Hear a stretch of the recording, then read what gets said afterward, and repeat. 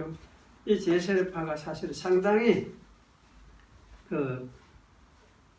뭐라 그럴까 당시에 정치 체제하고 아주 극단적인 그걸 했어요.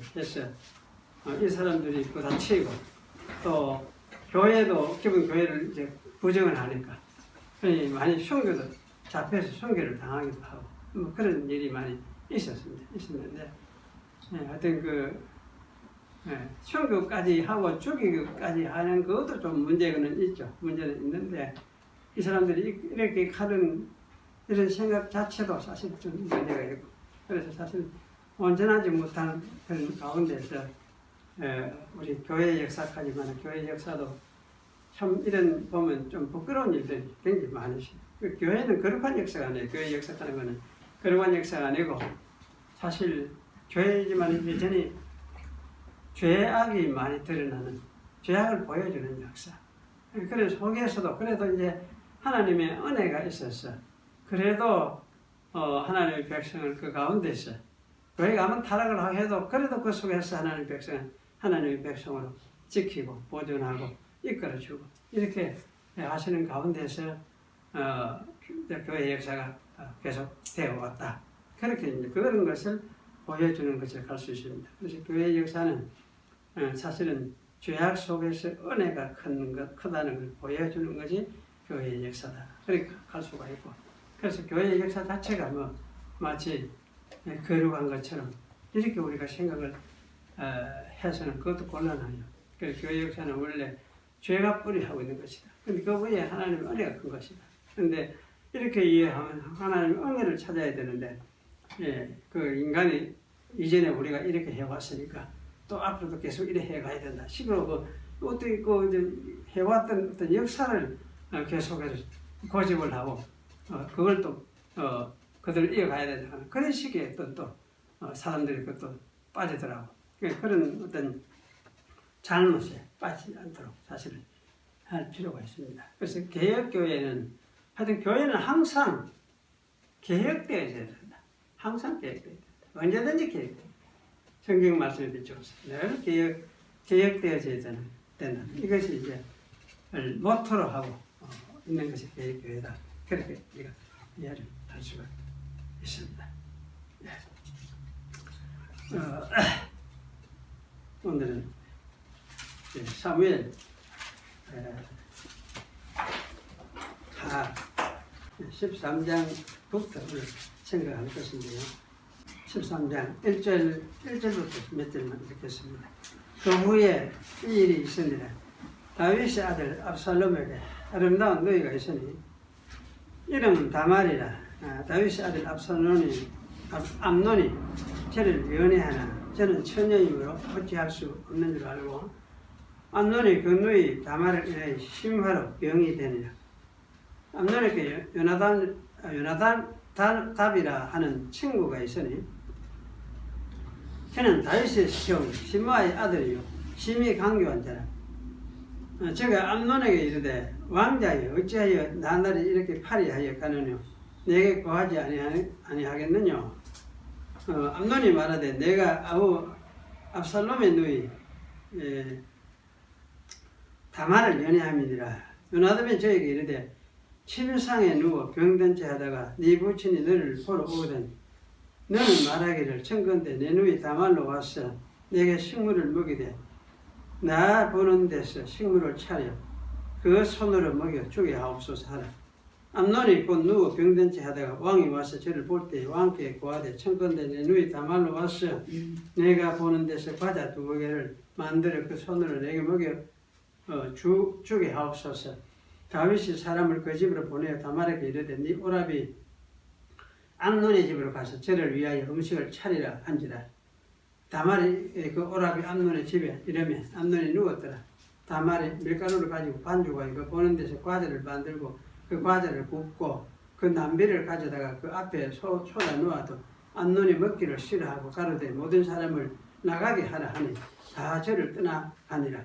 암논이 다말에게 이르되 식물을 가지고 침실로 들어오라. 내가 네 손에서 먹으리라. 다말이 자기의 만든 과자를 가지고 침실에 들어가 그 오라비 암논에게 이르러 저에게 먹이려고 가까이 가고 가지고 갈 때에 암논이 그를 붙잡고 이르되 누이야 와서 나와 동침하자. 저가 대답하되 아니라 내 오라비여 나를 욕되게 말라. 이런 일은 이스라엘에서 마땅히 행치 못할 것이니 이 괴악한 일을 행치 말라. 내가 이 수치를 무릅쓰고 어디로 가겠느냐. 너도 이스라엘에서 괴악한 자 중 하나가 되리라. 청컨대 왕께 말하라. 저가 나를 네게 주기를 거절치 아니하시리라. 암논이 그 말을 듣지 아니하고 다말보다 힘이 세므로 억지로 동침하니라. 거기까지만 읽겠습니다. 오늘 그러면은 13장에 쭉 읽어서 한 20장까지 전체 아마 좀 가늠하는 그런 이제 맥락을 가늠하는 그런 관점에서 좀 말씀을 생각을 하려고 합니다. 오늘 여기 이제 그 다윗이 범죄하고 난 후에 그 선지자 나단을 통해서 네 집에 재앙을 일으키겠다, 재화를 일으키겠다 그렇게 이제 말씀을 하셨죠. 그래서 이제 오늘 이 본문 범위 내에서는 다윗이 이제 그 재화를 당하는 그런 일을 아마 좀 집약적으로 모아놓은 것이다 이렇게 생각을 할 수가 있겠습니다. 그래서 오늘 이 재화에 대해서 말씀을 같이 좀 생각을 하려고 합니다. 근데 여기 이제 재화라는 이 말은 사실 우리 개정역에는 재화 이러는데 개정역에서는 재앙 이렇게 또 번역을 해놨습니다. 이 말은 사실 히브리 말에서 그냥 라아예요. 라아 하는데 라아 하면 뭐가 나오냐 할 때는 나쁜 것 또는 악 또는 죄 이렇게 할 때에 하여튼 나쁘다는 표현을 할 때에 이 말을 사용해요. 그래서 여기 이제 나쁜 일 뭐 이렇게 이야기를 할 수도 있겠습니다. 그래서 이 다윗의 집에 하나님이 일어날 것이라고 말씀하신 나쁜 일 이것에 대해서 오늘 우리가 좀 생각을 하려고 합니다. 오늘 이제 이게 13장 1절에 보니까 그 후에 이런 일이 있으니라 라는 이렇게 말씀했죠. 그래서 이 말씀은 다윗이 바세바를 취하고 그 남편 우리아를 죽인 일이 있었던 일로부터 아마 한 2년쯤 지났겠다 그런 생각이 들게 합니다. 바세바가 이제 첫 번째 낳은 아이가 죽고 그 다음에 또 낳은 아이가 솔로몬이시니까 그것이 12장 24절에서 25절에 나와 있죠. 그래서 여기 솔로몬이 오늘 하나님이 여디디아 이렇게 이름을 지어주고 그렇게 했죠. 그래서 이것은 굉장히 중요한 어떤 그 암시를 주고 있는 것이라 할 수 있는데요. 이렇게 하고 난 후에 여기 이제 13장 여기 오면은 이런 일이 이제 일어난 것을 이야기를 하니까 이건 아마 2년쯤 그런 것이 틀림없다 아마 그런 생각을 할 수 있겠습니다. 그래서 한 2년쯤 이런 일이 좀 시간이 지나고 나면은 아픈 상처라도 그래도 조금만 이제 좀 무디해지기 시작을 하죠. 무디해지기 시작하는 그런 시점이라 할 수 있는데, 그게 이제 이런 때에 다윗의 집에 또다시 문제가 발생을 하였습니다. 다윗은 사실 여러 아내를 많이 두었습니다. 이렇게 아마 여러 아내를 둔 것은 이게 잘한 일이라고 말할 수는 없습니다. 왜냐하면 그것은 모세를 통해서 하나님이 말씀하셨던 그 왕은 아내를 많이 두어서 그 마음이 미혹되지 말아야 된다 이렇게 말씀을 하신 그 신명기 말씀 이것과 정식으로 사실 위배되는 일이기 때문입니다. 그래서 사실 여기 이제 이 다윗이 이렇게 아내를 많이 둠으로 인해서 그 과정에 하여튼 이것이 문제의 그 핵심이 발단이 되었다 할 수가 있습니다. 그래서 여기 이제 그 압살롬은 셋째 아들이죠. 그래서 그 술왕 달메의 딸 마아가에게서 난 셋째 아들이다. 그렇게 성경은 밝혀주고 있습니다. 그래서 그 당시에만 해도 아직도 이제 거술 같으면 이쪽 아마 동쪽 지역이라 할 수 있는데 거기에 왕으로 있는 소왕국이죠. 소왕국인데 왕으로 있는 그 달메라는 왕의 딸인 마아가 아내로 또 취한 거지. 그래서 언제 이렇게 했느냐 할 때 이건 참 잘 분명하게 밝혀지진 아니하지만은 아마 다윗이 이리저리 돌아다닐 때 쫓겨서 돌아다닐 때 이런 일을 하지 않았겠느냐 이런 데 추측도 해봅니다. 어쨌든 이게 이제 이 마아각에서 다윗의 셋째 아들 압살롬이 태어났습니다. 그래서 이 압살롬에게 또 이 동생이 있었는데 다말이라는 동생이 있었습니다. 아주 성경에 보니까 아주 아름다운 누이가 있었다. 그렇게 이야기를 하니까 요새 되면은 참 이제 예쁘고 잘생긴 그런 딸내미였던 것 같습니다. 그런데 이게 이제 이 딸내미를 다말을 여기 이복 오빠죠. 암논이 사랑을 해서 그게 상사병이 들었다. 그렇게 이야기를 하고 있습니다. 암논은 다윗의 맏아들이거든요. 그래서 이 암논은 또 이스라엘 여인 아히노암이 낳은 아들이었다. 그렇게 또 밝혀주고 있습니다. 말하자면 이거는 이제 다윗의 집에서 어쨌든 이복 형제 간에서 이런 일이 발생을 했던 것입니다. 그리고 이런 일의 결과는 암논이 다말을 성폭행하고 내가 쫓아버리는 것으로 결말이 났습니다. 그렇게 되는 데는 다윗도 책임이 없다고 말할 수가 없습니다. 왜냐하면 아버지이고 또 왕으로서 다말에게 명령을 해가 암논의 집에 와서 암논에게 떡을 구워 먹이도록 해라. 그렇게 이제 명령을 했기 때문입니다. 아마도 다윗은 암논이 정말 다말을 사랑한다면 다말을 암논에게 아내로 줄 수 있다. 아마 이런 생각을 하고 그러한 명령을 하였을지도 모르겠다. 그런 생각이 들어집니다. 왜냐하면 혈통상 이게 친족 관계이기 때문에 그게 이복 형제이거든요.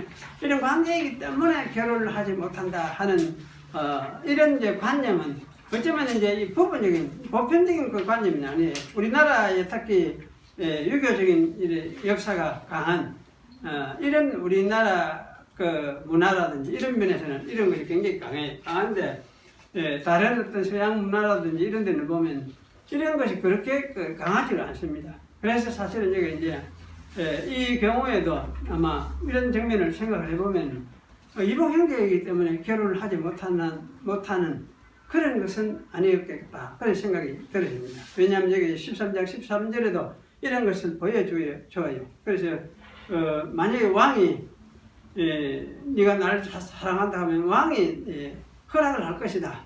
다말이 이렇게 이야기를 하죠.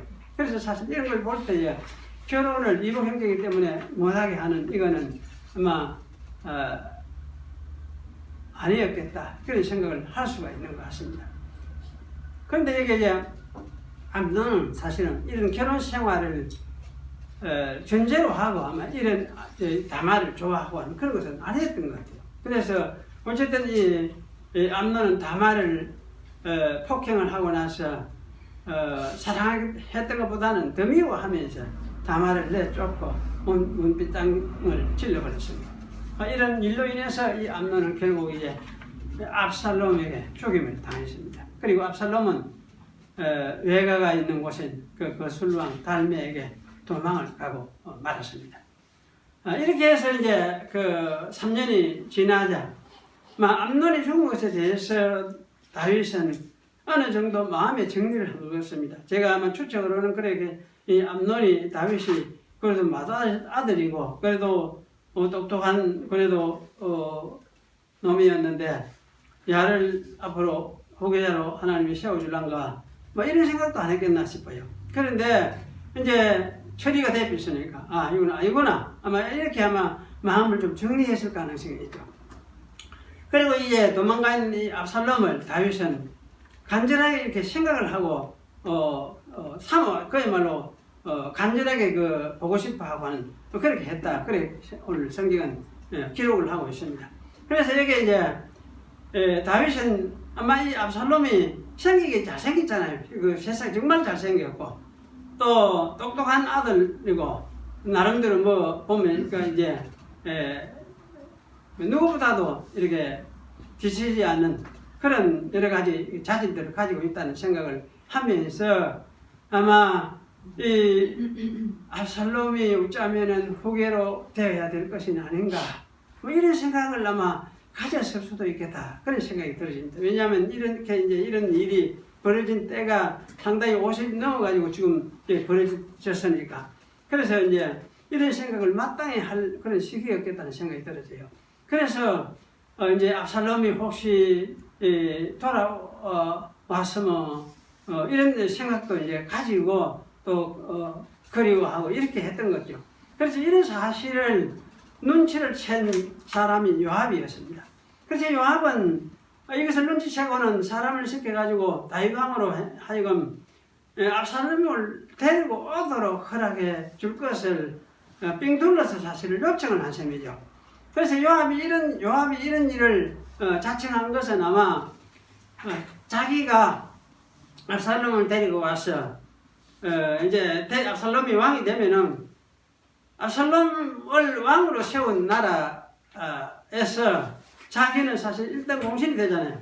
그럼 이런 어떤 그 세속적인 어떤 야심을 가졌기 때문이다. 그런 생각을 여기 들어집니다. 그래서 다윗은 이 요압의 이런 야심을 간파하고 있었던 게 틀림없습니다. 다윗은 이 요압의 기질에 대해서도 잘 알고 있었던 사람이거든요. 그래서 다윗은 자기 다음 세대에 요압이 이스라엘을 다스리는 자리에 개입하여 들어오는 것을 어쨌든 막아야 한다는 그런 생각을 가지고 있었던 것이 분명합니다. 그래서 요압이 압살롬을 데리고 왔을 때에 다윗은 자신이 직접 압살롬을 대면하는 것을 거절하였습니다. 그렇게 함으로써 요압의 야심을 압살롬에게서 떼어내려고 했던 것 같습니다. 압살롬에게 다윗의 그 왕의 마음이 있는 것이 아니로구나 이런 생각을 이제 압살롬에게 압살롬이 하도록 그래서 압살롬에게서 집착하지 않도록 그래 이제 하려고 이렇게 했던 것이죠. 그래서 사실 이러한 이 다윗의 의도는 성공을 한 것 같습니다. 그런데 압살롬은 왕의 마음이 아마 이렇게 와서 이제 자기가 3년 동안 검신하고 있는 그런 상황이 되어지니까 왕이 자기를 대면도 안 해주고 이렇게 하니까 그러니까 이제 왕이 나에게 참 마음이 없구나 이런 생각을 또 했던 거죠.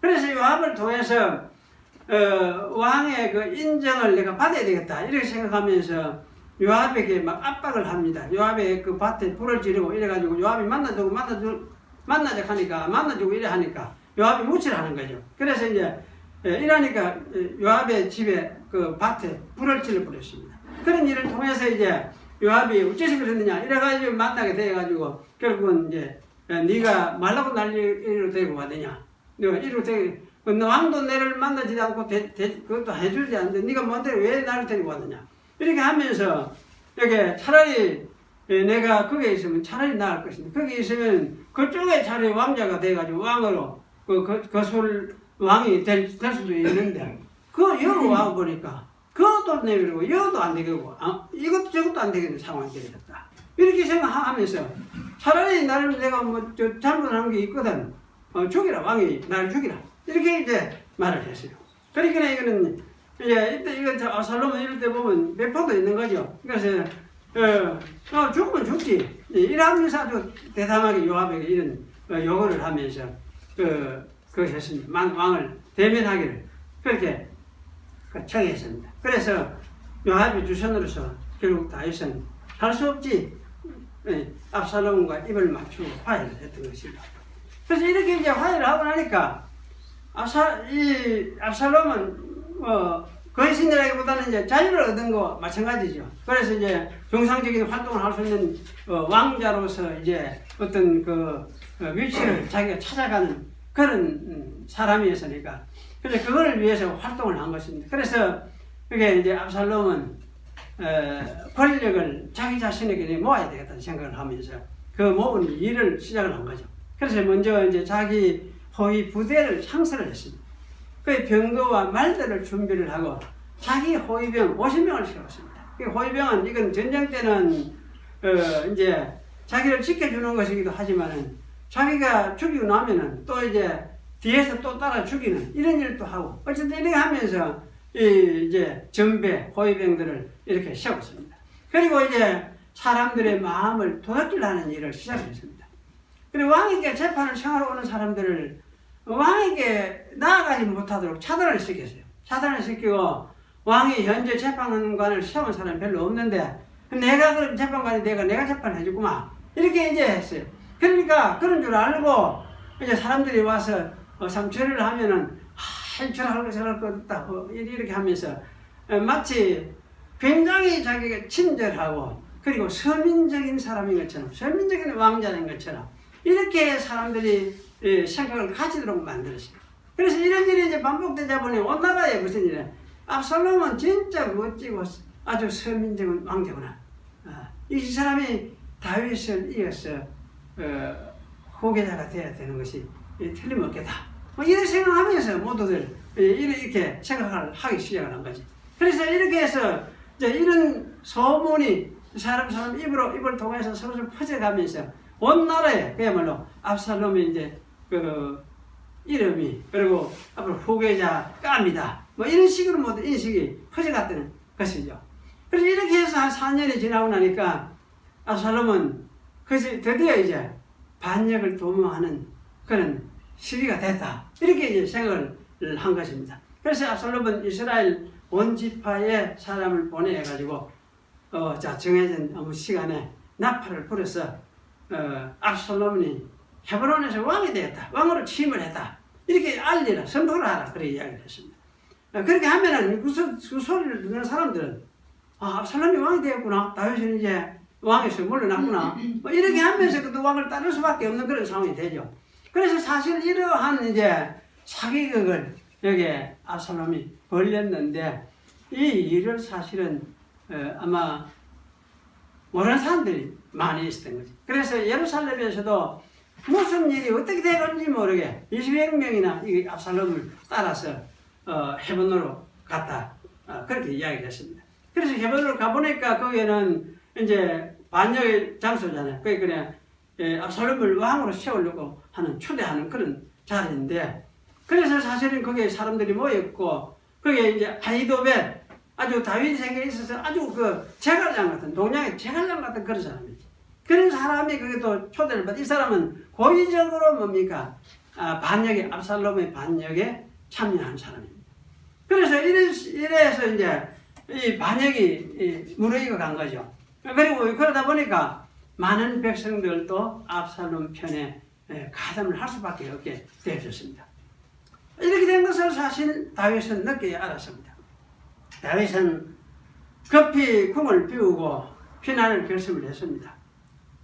압살롬이 군대가 와서 다윗군과 예루살렘을 칠 것 같은 그런 어떤 긴박함을 느꼈기 때문입니다.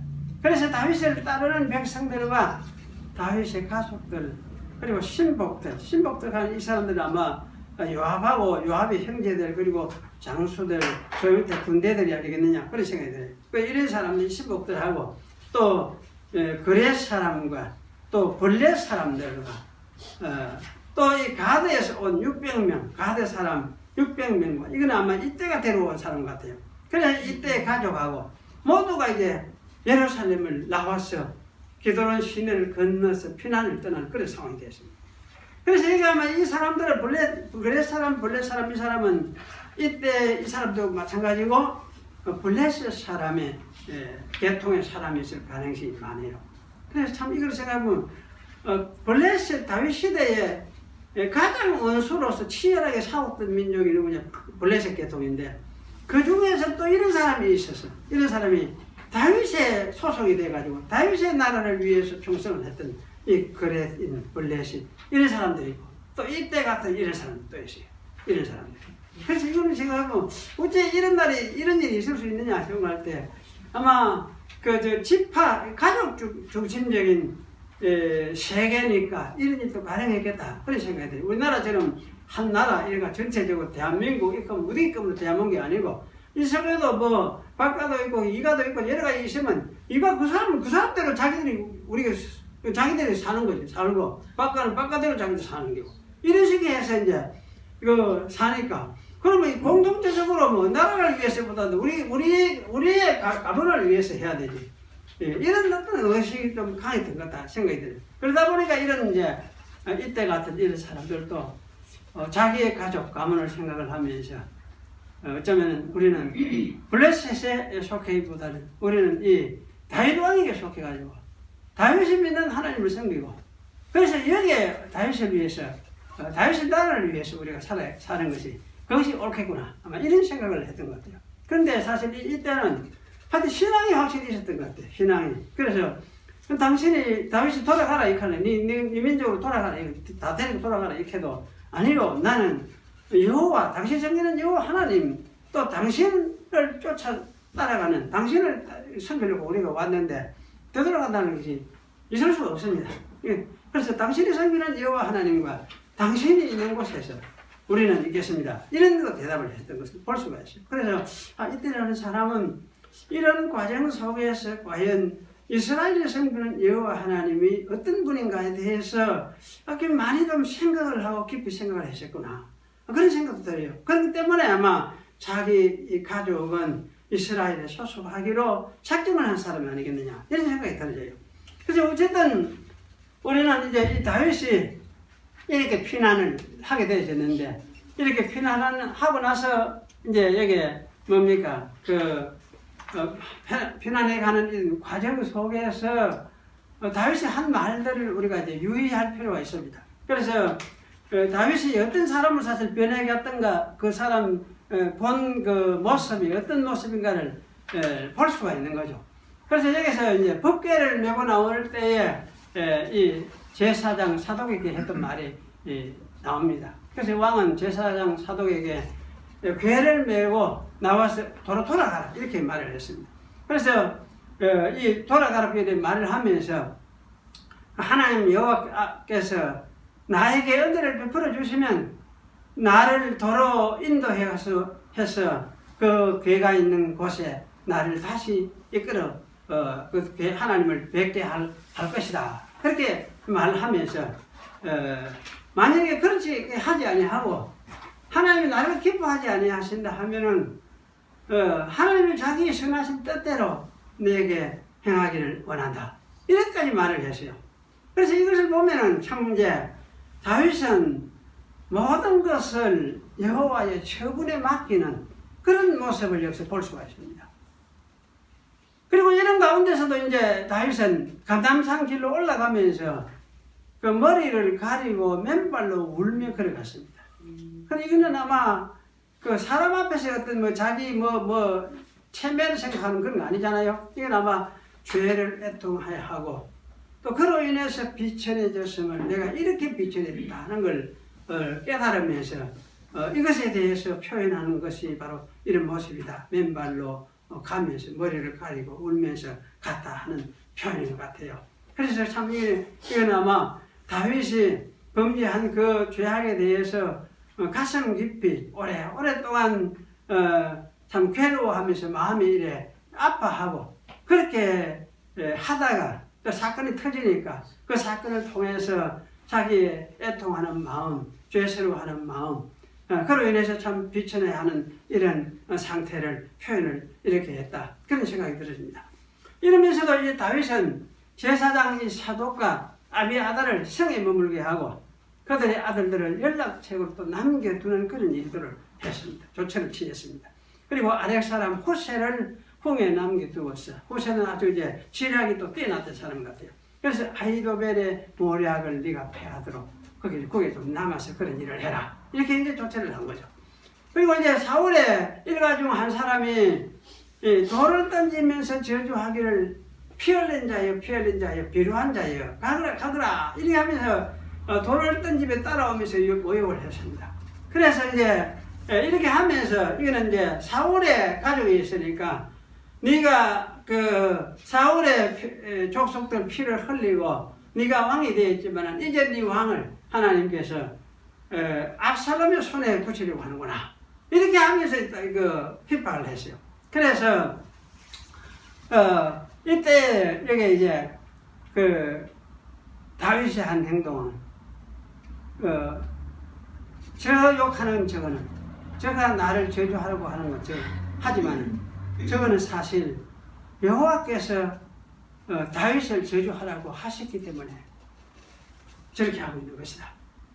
그러니까 여호와께서 저렇게 저주하고 하셨기 때문에 시켰기 때문에 저렇게 하는데 누가 그것을 마다할 수 있겠냐, 막을 수 있겠느냐, 이러면서 그걸 사실을 받아들였습니다. 받아들이면서 이 심의 이거 목을 잘라버렸다 이렇게 말을 하는 서로의 아들들, 그 요압의 형제들이죠. 그들에게 그렇게 하면 안 된다 이렇게 말을 했었던 것을 우리가 볼 수가 있습니다. 그래서 이런 것을 보면서 참 어쨌든 이 다윗은 이런 일을 당할 때마다 당하면서 더 이제 뭡니까 철저하게 하나님 앞으로 더 가까워져 가는 거죠. 하나님 앞으로 더 가까워져 가서 하나님의 마음에 그저 일치해 가는 그런 모습으로 자기를 이렇게 뭐라 하나 하나님께 밀착시켜 가는 그런 모습을 볼 수가 있는 것입니다. 그래서 사실 이거는 이 달리 이야기하면은 이거는 신앙이 있기 때문에 이렇게 되는 거죠. 신앙이 없으면 사실 되지 않는 거예요. 그 신앙이 있으니까 그 신앙을 따라서 하나님의 인식을 분명하게 하니까 그 하나님 앞에서 하나님의 인격을 인식을 하고 하니까 그 하나님 앞에서 자신을 생각을 하고 이렇게 하면서 더 이제 하나님 의존하는 쪽으로 마음을 가다듬게 되어지고 그래서 그걸 따라서 이제 가게 되는 그런 모습을 우리가 볼 수가 있습니다. 그래서 이렇게 해서 이제 다윗은 일단 하여튼 피난길에 오르게 되어지고 이래 피난하는 중에 누구냐 압살롬과 그와 함께 했던 이스라엘 백성들이죠. 그리고 아히도벨이 예루살렘 성에 입성을 했습니다. 그래서 아히도벨의 이 가르침을 따라서 압살롬은 자기가 남겨놓은 그 후궁들을 온 이스라엘 무리들이 보는 가운데서 범하였습니다. 아히도벨이 이런 계책을 낸 것은 압살롬과 따르는 백성들로 하여금 아마 관계를 완전히 절련하고 철저하게 다윗을 대적하는 자로 서도록 하기 위해서 아히도벨이 이런 수를 친 것 같아요. 그러니까 요새 치면 아마 배수진을 치다 하듯이 배수진을 친 거지. 그런데 그 배수진은 사실은 그야말로 악독한 것이죠. 굉장히 완악하고도 악한 것이죠. 이 아히도벨과 압살롬이 이건 아주 완악하고 패륜적이고 그야말로 이 사람들에게는 신앙이 전혀 없는 사람임을 보여주었어요. 그러니까 사실 이런 사람은 이스라엘의 지도자로 서면 안 되는 사람들이죠. 안 되는 사람들이에요. 그러니까 이것을 사실 보여주었습니다. 그래서 하나님은 여전히 이 다윗을 이스라엘 왕으로 삼고 있고 계셨고 또 아히도벨이 지지한 압살롬을 이스라엘의 왕으로 생각하지 않고 계셨습니다. 그래서 압살롬을 위한 이 아히도벨의 계략을 다 무너뜨렸었습니다. 이로 인해서 아히도벨도 목매어서 죽는 자리에 이르고 말았습니다. 자기 계획이 통하지 않는구나. 이미 내 계획은 끝났구나. 이러고 자기는 짐 싸고 자기 고향으로 돌아가서 목매어 죽어버렸어요. 그렇게 사실 이 아히도벨이라는 사람은 굉장히 명색한 사람이고 굉장히 무서운 사람이에요. 그러니까 이미 자기 계획이 틀어지는 걸 보니까 끝났다. 내 계획은 실패구나. 이렇게 하고 자기는 그 길로 가서 죽어버린 거, 죽어버린 것이다. 이런 이제 이렇게 아히도벨이 죽고 나서 나니까 그게 무엇입니까? 압살롬 무슨 힘이 있습니까? 그래서 압살롬도 역시 죽게 되어지는 것입니다. 그래서 이 다윗 군대에게 압살롬의 군대는 대패했고 압살롬도 상수리 나무에 머리가 걸려서 매달렸다가 요압에 의해서 죽음을 당하셨고 이렇게 돼서 다윗은 이제 다시 궁으로 돌아오게 되는 거죠. 그럼 이러한 일을 겪은 때가 아마 다윗의 나이 아마 60 한 서너 살 되었을 때가 아니겠느냐. 적어도 자기가 처음에 범죄하고부터는 한 10년, 10한 수년, 2, 3년 이렇게 지났겠다. 그런 생각이 들죠. 그래서 이런 이제 참 오랜 우리가 이게 상당히 오랜 기간 이제 이런 환란을 겪고 어려움을 겪게 되어졌는데 사실 이런 과정에서 우리가 여기서 생각을 해야 될 것은 뭔가 하면은 과연 하나님께서 그러면 다윗의 죄를 용서하셨다고 이렇게 말씀해놓고 다윗이 이런 여러 가지 환란을 당하게 하셨는데 이렇게 하는 이유가 무엇이냐 이런 이제 그 이유에 대해서 우리가 흔히 이제 바로 좀 생각을 하고 이해를 할 필요가 있습니다. 그래서 이렇게 한 거는 흔히 사람들은 이런 이야기를 해요. 하나님이 다윗의 죄는 용서하셨지만은 그 보응은 땅에서 사는 동안 받게 하셨다. 이렇게 해석을 하기도 해요. 그리고 요새도 마찬가지입니다. 하나님이 여기 땅에서 우리 죄는 용서하시지만은 그래야 천당은 가지만은 그 보응은 땅에서 받게 하신다. 그렇게 이제 해석을 하기도 많이 하죠. 그래서 사실은 이런 해석을 듣고 나면은 야, 그거 참 그럴듯하기는 한데 땅에서 보응을 받는다 하니 그것도 감당할 수가 있겠나? 또 그런 이제 걱정을 많이 하게 되죠. 그런데 사실은 이제 이 성경 본문 자체가 아니 죄의 보응을 받는 보응이라는 이런 관점에서 이야기를 하는 것 같지는 않습니다. 그럼 죄의 보응이라고 한다면은 죄는 죽어야 되지 마땅하잖아요. 이미 하나님의 백성, 하나님의 충성된 가정은 사람들을 죽이고 했으니까. 그럼 이거 죽여야 마땅하거든. 아주 고의적인 것이고. 그러니까. 그래서 사실은 이 죄의 보응이라는 관점에서 생각하면 다윗은 죽어야 마땅합니다. 그런데 이게 선지자 나단은 죄를 용서했으니까 죽지는 않을 것이라고 말을 했습니다. 이것을 볼 때 보응으로서 다윗이 이런 환난을 겪는 것은 아니라는 생각이 들었습니다. 물론 다윗이 지은 죄로 인해서 사실 이 어려운 환난이 일어난 것은 분명합니다. 성경도 이 다윗이 범죄한 것 때문에 이런 일이 야기되었다는 것을 말하고 있습니다. 그런데 이게 이제 성경이 이런 환난이 다윗에게 있을 것이라고 말하는 것은 보응이라는 차원에서라기보다는 다윗이 믿음의 길을 잘 가도록 하기 위해서 연단의 과정으로서 이렇게 이런 일을 하나님이 겪도록 하셨구나 그런 생각이 들었습니다. 왜냐하면 참 이 믿음이라는 것은 이런 실제적인 과정을 통해서 확실해지는 것이거든요. 그래서 우리가 신약에서 사도 바울이 환난은 어떻게 하냐 인내는 연단은 소망을 이룬다 이렇게 말씀을 하셨죠. 이처럼 아마 다윗도 틀림없겠다. 이런 과정을 통해서 하나님이 용서를 하시고 하시지만은 그러나 이 다윗에게는 그야말로 인내와 연단과 소망을 통해서 결국은 장차 올 메시아 다윗의 자손을 올 메시아 왕에 대해서 그걸 바라보고 기다리면서 살도록 하기 위해서 하나님께서 다윗을 이러한 연단의 과정을 거치도록 한 것이 아니냐 그런 생각이 들어져요. 그래서 왜냐하면 이제 이 뒤에 보면 다윗이 마지막 부분 22장, 23장 가면은 바로 한 일이 바로 이것이에요. 다윗이 이스라엘의 예언자로서 왕도 아니고 이스라엘의 예언자로서 노래하는 자로서 이스라엘의 미래를 위해서 이렇게 노래를 해요. 예언을 해요. 노래를 해요.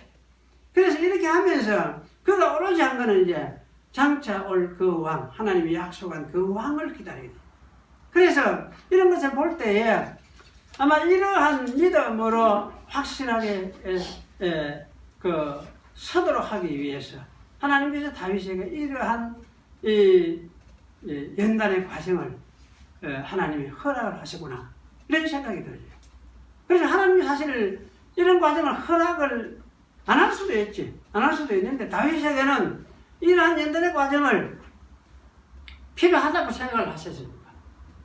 그래서 이 과정을 마땅히 거쳐서 그래야 미래의 소방의 메시아가 오심을 기다리고 그 신앙을 또 이스라엘에 확실하게 세워주고 전해주는 그런 일을 해야 되는 사람이니까. 그래서 그런 여러 가지 일을 생각을 하시면서 다윗으로 하여금 이러한 연단의 과정을 거치도록 하나님이 하셨구나 이런 생각이 들어요. 그래서 저는 이제 이걸 보응이라는 이런 관점에서 보기보다는 그거는 하나님의 연단의 과정으로서 이렇게 하셨구나 하는 것이 로 보는 것이 더 옳겠다 이런 생각이 들어집니다. 그래서 사실은 이제 이런 연단이 있어야 신앙이라는 것은 뭡니까? 확실해져요. 여러분이 살면서 우리는 아마 우리에게도 실제 마찬가지라는 생각이 들어요. 연단의 과정이 없으면 신앙이 확실해지를 않아요. 신앙이 믿기는 믿는 것 같은데 믿는지도 아는지도 뭔지 몰라요. 없는데 하여튼 이런 과정을 통해서 확실하게 신앙으로 서지고 또 가졌던 이미 주어졌던 그 신앙이 더 확실하게 타져지고 분명해지고 또 하나님 앞에서 자기를 세우는 그런 자리로 분명히 나아가게 되는 이러한 그 사람으로서 서게 되는 거죠. 그래서 이런 것을 위해서 아마 하나님께서 다윗을 이런 일을 하게 하시구나. 그래서 겪게 하시구나. 그런 생각이 들었습니다. 그래서 이것은 아마 다윗이 대답한 여러 가지 그 대답에서 그 다윗의 그 마음을 우리가 정확하게 읽어볼 때 이렇게 생각하는 것이 옳겠다. 그런 생각이 들었습니다. 그래서 아마 이런 관점에서 생각을 우리가 이해하는 것이 좋겠고, 그래서 우리가 세상에서 우리가 다 보험을 다 받는 갈 때 보험 받아서 쓸 때 또 그걸 감당할 수 있는 사람은 없는데 하나님 은혜로서 어떤 과정을 이렇게 만들어 가는데 그런 일이 있으면 그 믿음으로 그 받아들이고 또 따라가야 돼. 따라가면 하나님이 그 가운데서 세워주시고 가도록 해주시고 또 믿음의 연단을 주셔서 더 믿음의 사람으로 확실히 세워주는 그런 일을 하나님 하실 것이다. 이것을 우리들에게도 역시 생각을 적용을 할 수가 있을 것 같습니다.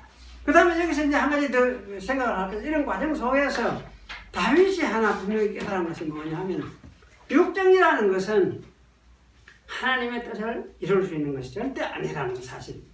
그래서 다윗은 여러 가지 자기 생각을 많이 해봤잖아요. 암논에 대해서도 자기 후계를 한 자기 50이 넘어서부터는 되니까 이거는 언제 죽을지도 모르는 상황이니까 그러니까 후계도 생각을 안 할 수가 없죠. 그런 상황인데 암논도 하나님께서 제거를 해버리고 또 그러다 보니까 압살롬도 나중에 이게 똑똑하건데 이게 괜찮을 것 같은 제목인데 이런 생각을 하고 있는데 하나님이 이 압살롬도 제거를 해버려요. 그러면서 이 압살롬의 실체를 저거는 전혀 신앙이 아니구나. 믿음 있는 사람이 아니라는 걸 분명히 이제 보여주셨죠. 보여주고 암논도 제거를 해버린 거지. 제거를 해버리고 하여튼 좀 똑똑하다 하는 그런 왕자들이 다 제거되도록 그렇게 되었습니다. 그래서 이런 것을 보면서 다윗은 분명히 깨달은 것은 하나님 나라를 세우고 하나님이 이루어가는 데 있어서는 하나님 자기의 뜻이 자기가 중요하지 사람의 생각 아무것도 아니구나. 우리의 생각 아무것도 아니구나. 다윗은 왕으로서 내가 왕인데 왕으로서 내가 후계를 생각하는 거 이거 아무것도 아니구나. 누가? 하나님이 하시는구나. 이것을 여기서 분명히 알게 됐던 것 같다는 그런 생각이 들었습니다. 그래서 이 하나님만이 자기의 뜻을 가지고 자기의 나라를 이루어 가시고 이어 가실 것이구나. 이것을 다윗이 깨닫는 그런 분명한 확신 속에 들어갔구나. 이런 생각이 들어져요. 그래서 이러한 깨달음 속에서 그러면 하나님께서 누구를 통해서 후사를 삼을까? 그런 염려는 할 필요가 없는 거지. 할 필요도 없고, 하나님 자기가 하시니까. 그러면서 아마 이렇게 미래를 봐. 그래도 하나님은 분명히 자기 후손을 통해서 세우신 메시아 왕을 세우겠다고 하셨으니까. 그걸 기다리면서 살아가도록. 오히려 사실 마지막 때 예만할 때 죽기 직전까지 다윗의 모습을 보면은 그야말로 이거는 그 소망을 가지고 노래하면서 그 믿음 가지고 그 소망 때문에 즐거워하면서 살아가는 그런 사람이에요. 그리고 육신의 모든 어떤 그 정욕적인 모든 육신의 이걸 다 절단을 하고 완전히 그 나라를 바라보면서 살아가는 그런 사람이에요. 그래서 다윗이 이렇게 살아가는 것은 바로 육정의 하나님 나라에 기여되는 것이 전혀 아니구나. 이거는 하나님 자신의 뜻을 가지고 이루어가는 그런 나라. 이거 비록 이스라엘을 통해서 하나님이 자기의 나라를 이루어 갈지라도 그래도 이는 육정으로서 이루어지는 나라가 아니구나. 그런 확신을 다윗은 분명히 가졌던 것 같다. 그런 생각이 듭니다. 이건 아마 우리 신앙에 마찬가지죠. 신앙에 마찬가지. 우리 신약에서도 예수님이 예수님을 믿는 것도 바로 이런 일이라 했습니다. 근데 사람의 육적으로 되는 것이 아니고 사람의 뜻으로 나는 것이다. 남자의 어떤 뜻으로 되는 것이 아니다. 이거는 하나님으로부터 나는 것이다. 하나님을 믿는 것은 바로 이렇게 되는 것이다. 이렇게 말씀하고 있어요. 그래서 사실은 이러한 비밀들을 여기 다윗은 분명히 확신을 했겠다. 그러면서 이제 모든 것을 하나님의 주권에 맡기고 자기는 역사 뒤쪽으로 물러가는 그런 죽음으로서 물러가야 돼요. 그런 길을 갔던 사람이 다윗이구나 그런 생각이 들었어요. 이름에도 불구하고 이제 다윗은 하나님이 어떻게 일하실지를 하나님께서 알려주신 어떤 그 단서가 있거든요. 그 단서가 무엇이냐면 솔로몬이 태어날 때 선지자 나단을 보내가지고 그 이름을 여디디아라 하시다 이렇게 이야기해요. 그러니까 이 여디디아라 하는 말은 뭡니까? 하나님의 사랑을 입은 자다 이런 말이거든요. 태어났고 솔로몬 다 죽고 이제 큰 놈들 다 없어지고 이런 상황인데 거의 이제 억만질차이 되는 상황인데 솔로몬 저걸 보고 여디디아다 이렇게 선지자가 이름을 바꿔주니까 하나님의 사랑이 그에게 있다 이런 이야기하니까 그러면 이게 다윗은 짐작을 했겠죠. 하나님이 이 솔로몬에게 뜻을 두고 있구나 이런 짐작을 했을 것 같아요. 그래서 솔로몬을 통해서 하나님이 이 후세 이스라엘 후계를 이어가실 그런 뜻을 두셨구나 이런 마음에 이제 생각하고 있다가 마지막 때 솔로몬을 세우게 되는 이런 이제 과정이 있게 되는 거예요. 그래서 참 이런 걸 우리가 이제 살펴보면은 하여튼 하나님이 하시는 일들이 미묘하고 좀 신비로운 것 같다는 생각이 듭니다. 그 속에서 인간이 들어와서 역사를 하고 여러 모습들의 인간의 모습들이 들어와서 일을 하는데 참 그 속에는 온갖 사람들이 다 있고 아살람 같은 사람도 있고 암논 사람 같은 사람도 있고 또 아도니아 같은 이런 사람도 있고 그런데 그것은 다 하나님 나라하고 상관없는 사람들이고 그런데 이 사람 생각지도 않았던 이 솔로몬이라는 이런 사람에게 하나님 뜻을 두고 있는 것 이런 것을 우리가 보게 되죠. 그래서 이런 어떤 맥락들을 여러분이 잘 파악을 하시면서 이제 이 사무엘하 이 부분을 이렇게 정리를 하시는 게 필요하다 싶어요. 길고 온갖 일 사건들이 다 벌어지고 이러니까 그런 거 다 이제 생각할 필요가 없을 것 같아요. 이런 맥락을 딱 훑어서 우리가 정리하면서 하나님이 이렇게 일을 해 가셨구나. 그러니까 육신은 아무것도 아니구나. 육신은 아무것도 아니구나. 하나님 나라에 정말 아무것도 아니구나 하는 걸 분명히 보여주었고 또 다윗으로 하여금 이런 연단의 과정을 통해서 믿음의 사람은 이런 사람이 이렇게 나서는 사람이다 이걸 분명히 보여주었고 아니거나 아닌 사람이 그 속에도 숱하게 많이 있었지만 저렇게 아니구나 하는 것도 보여주고요. 그래서 참 하나님이 해가시는 걸 여러분이 더 밝히 잘 이해를 하고 그렇게 하셨으면 좋겠습니다. 기도하겠습니다. 기도하시는 하나님 감사합니다.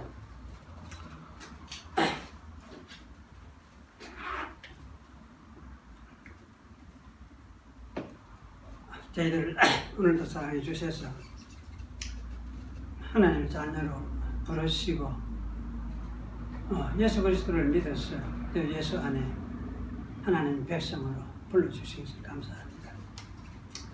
우리 속에 이런 믿음을 주셨는데 또 이 믿음을 가지고 이 믿음이 연결해서 우리의 일생 동안 하나님 앞에서 참 열매가 맺고 아름다운 모습으로 믿음의 사람으로 또 나타나기를 원합니다. 그리 아니하실지라도 우리 마음속에 주신 믿음이 그러면 죽는 날까지 확실해지며 굳건해지며 하나님을 바라보며 또 하나님 나라를 소망하면서 그렇게 살다가 죽을 수 있도록 하나님께서 저희들을 축복해 주시옵소서. 다윗은 메시아의 오실 메시아를 기다리면서 노래하며 살았었는데 저희들은 이미 이제 오신 그 메시아 예수님이 다시 오실 것을 약속을 하셨사오니 우리의 소망이 다시 오시는 예수님께 있음을 우리가 기억을 합니다. 그야말로 다시 오실 주님을 기다리며 바라보며 그 소망을 가지고 살다가 또 주님 앞에 설 수 있도록 하나님께서 저희들을 축복하여 주시옵소서. 예수님의 이름으로 기도하옵나이다. 아멘.